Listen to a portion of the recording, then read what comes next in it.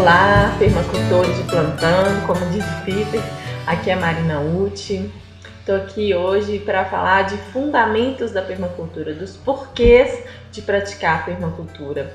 Inclusive, essa noção do fundamento é importante para que a gente possa entender também o que significa tecnologia na visão da permacultura. É um pouco diferente do que a gente pensa quando a gente pensa tecnologia. Pensa aí, tecnologia hoje em dia. A gente pensa logo em sistemas automatizados, em robôs, em indústria.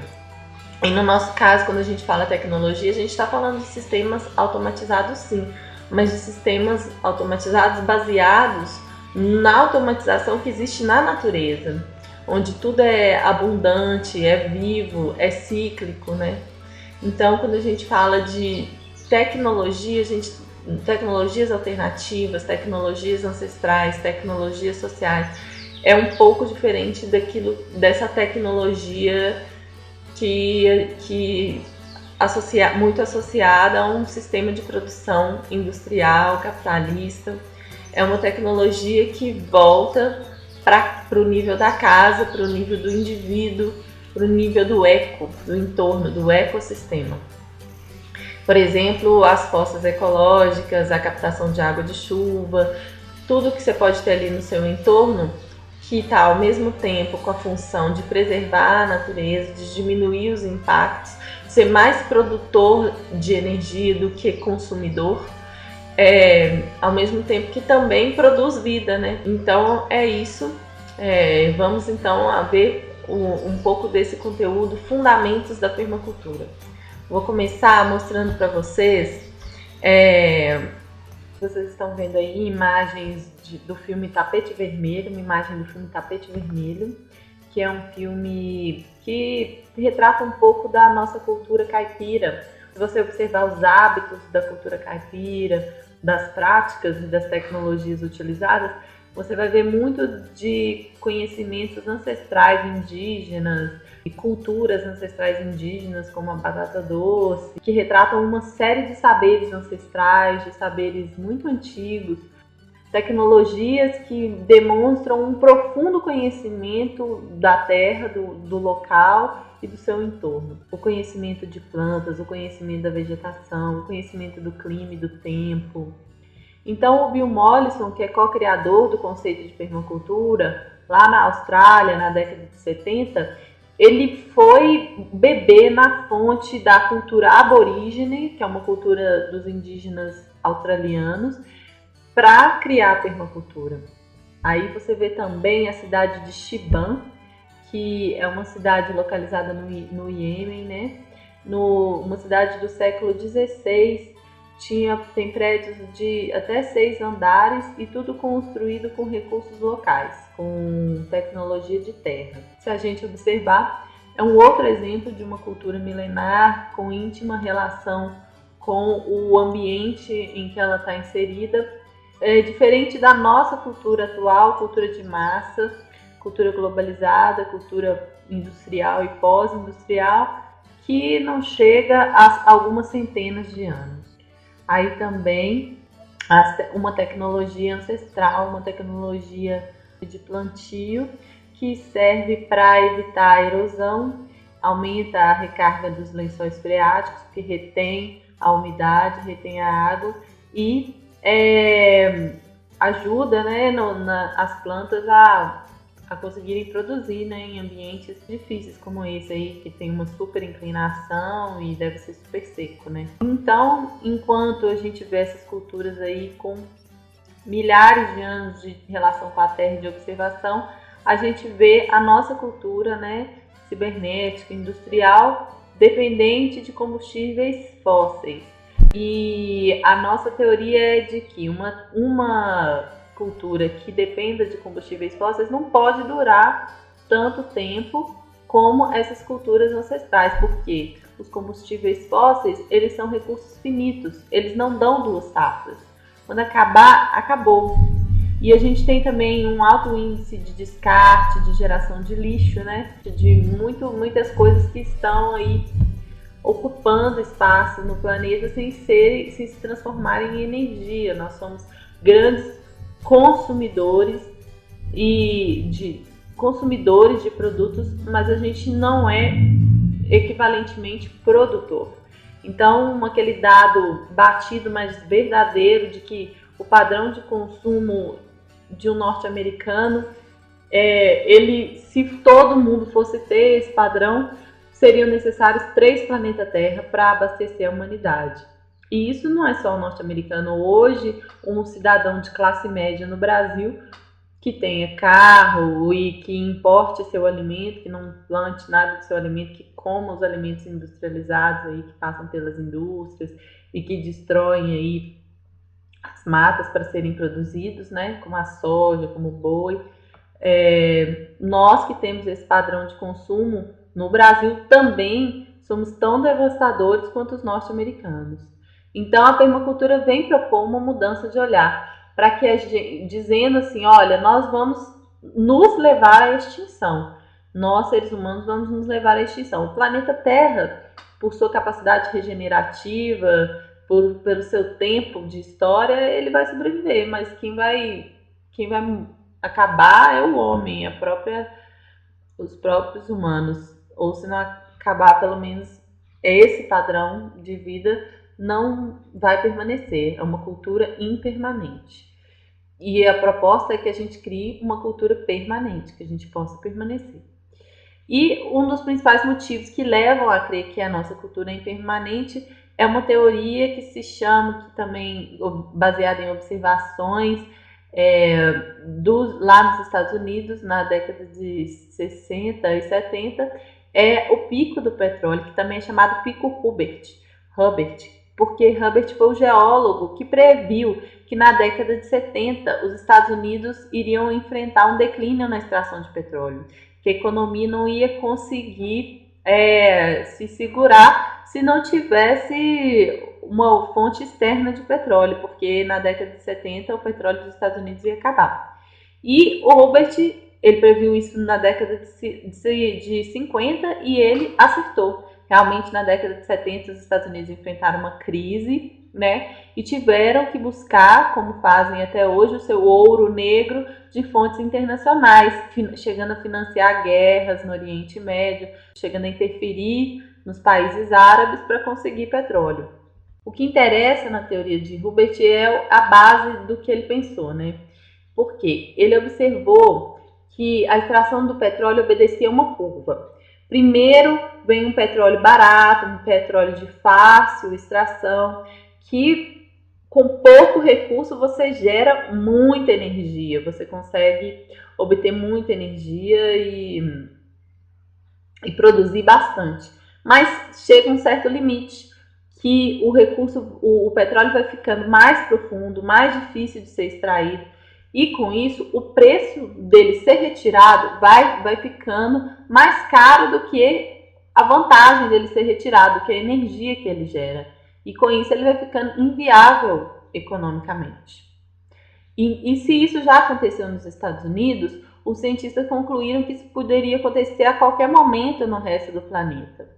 E aí o David Holmgren e os permacultores sugerem que a gente comece urgentemente a fazer uma transição para uma economia que seja menos dependente de petróleo, porque nós vamos enfrentar esse pico aí. Agora, na verdade, se você for pesquisar, vai ver que já existem algumas tecnologias que estão fazendo com que os Estados Unidos, ultimamente, consigam diminuir sua dependência de importar petróleo do Oriente Médio, graças a uma tecnologia que é conhecida como fratura hidráulica. Para a gente entender um pouco o que significa essa tecnologia, a fratura hidráulica, ela é proibida em alguns países da Europa e tem sido questionado os seus impactos ambientais. Por exemplo, o aumento de 1.200% no número de terremotos na região do Alasca e o grande gasto de água e a contaminação dos lençóis freáticos. É uma fratura que se faz no subsolo, isso injeta areia, injeta água. Então, assim, você retira o petróleo a um custo baixo, mas você com isso gasta água e contamina os lençóis freáticos, né, com uma série de químicos que são assim catastróficos. Então a gente vê aí a que custo as pessoas querem continuar com a nossa sociedade do petróleo. Mas a que custo, a que preço, né? Agora, e vamos pensar, refletir um pouco, tudo que a gente faz hoje depende do petróleo. Para todo lado que a gente olha na nossa sociedade, a gente está rodeado de petróleo. O petróleo e o gás são a matéria-prima para plásticos, tinta, produtos farmacêuticos, de higiene, de beleza, fertilizantes, componentes eletrônicos, pneus, muitas outras coisas, né? Os petrolatos, os silicones, até mesmo no alimento que a gente come, se a gente não compra alimento de origem orgânica, agroecológica, depende de uma cadeia que é também petróleo dependente. Por quê? São monoculturas, cujo plantio é feito com uso de tratores, com uso de fertilizantes e adubos químicos derivados do petróleo, com uso de irrigação industrial, de maquinário, com toda a nossa cadeia de transporte é petróleo dependente. Então, existe um cálculo que diz que para cada caloria de alimento produzido nesse modelo de monocultura, latifúndios, trator, revolução verde, para cada caloria produzida são gastas outras cerca de 41 calorias de energia de combustível fóssil. E aí, como solução para esse dilema das nossas sociedades industriais, o David Hogan propõe um retorno às culturas milenares, né, que conseguiram relações mais harmônicas e duradouras com o planeta. Ele vai dizer assim, abre aspas, para qualquer cultura humana ser considerada sustentável, ela deve ter a capacidade, provada somente a partir de uma perspectiva histórica, de se reproduzir por gerações seguidas, enquanto atende às necessidades humanas, sem um colapso cataclísmico de longo prazo. Se é energeticamente impossível para a sociedade de alta energia, para a nossa sociedade petróleo dependente, ser nada além de um pulso ao longo do curso da história humana, então ela não pode, por definição, ser sustentável. Não importa o quanto mudemos de lugar a mobília tecnológica.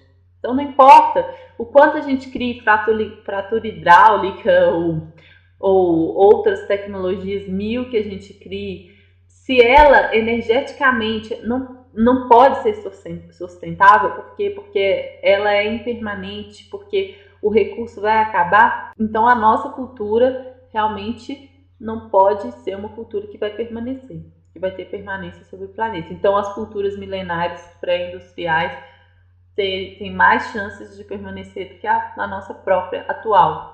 Aí, então, um gráfico interessante, que ele é semelhante ao do pico do petróleo também, é a dinâmica cultural, né, das sociedades baseadas em combustíveis fósseis, dependentes de combustíveis fósseis.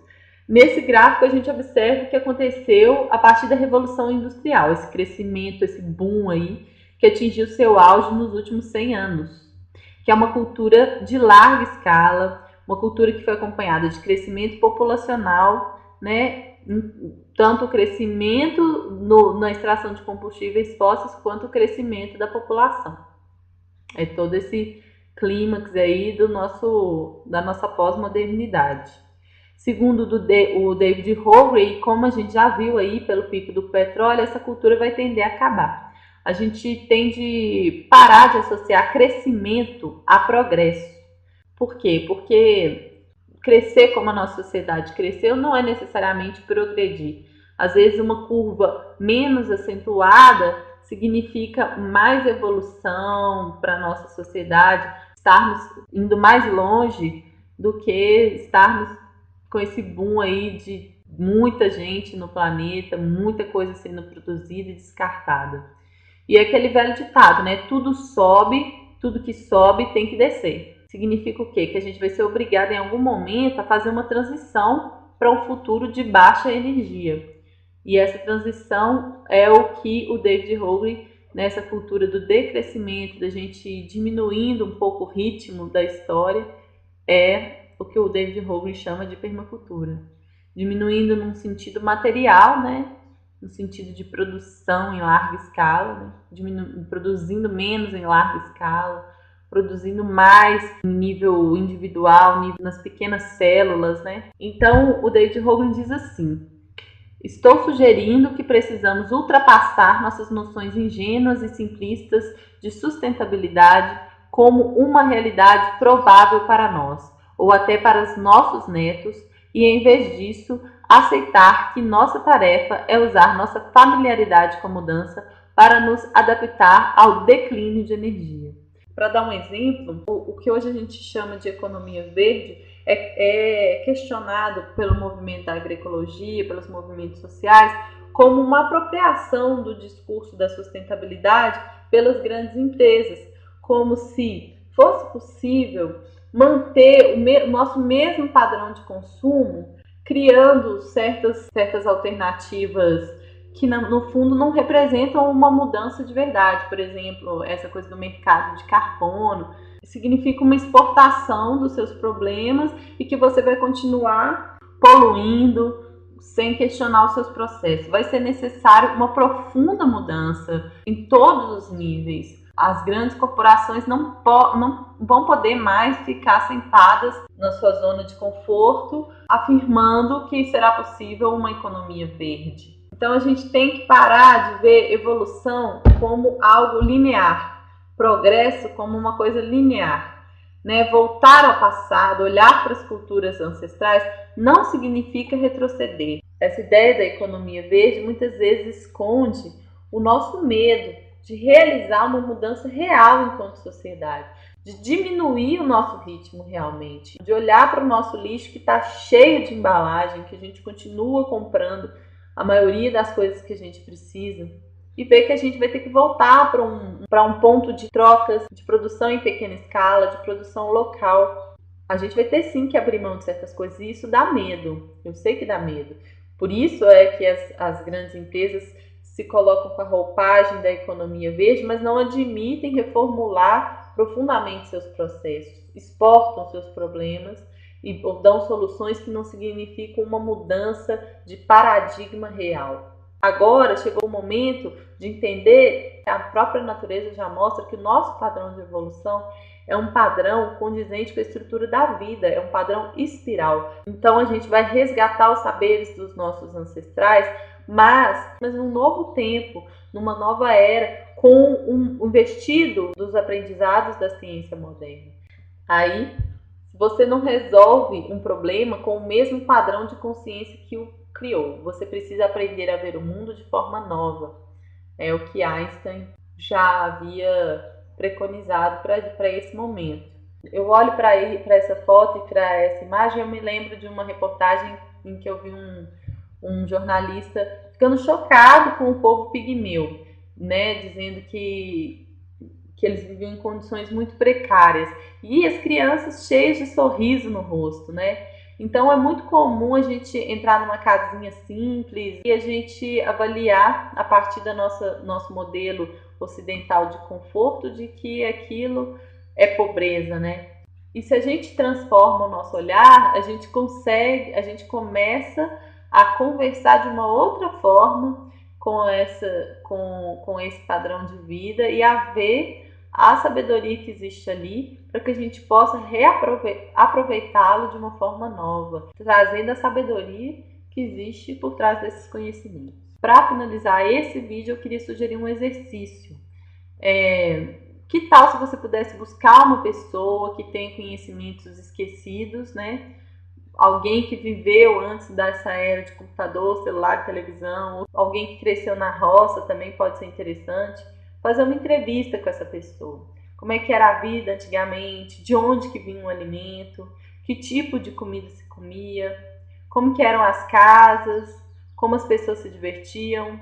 Aí você conta para mim o que você descobriu e que tipo de reflexão isso te gerou. Eu vou querer saber, hein? E eu vou te mostrar aqui agora, para finalizar esse vídeo, que eu fiz esse exercício também com uma pessoa daqui, da minha região, e que ela respondeu coisas maravilhosas. Então não deixe de fazer esse exercício também, eu vou querer ver. Até a próxima!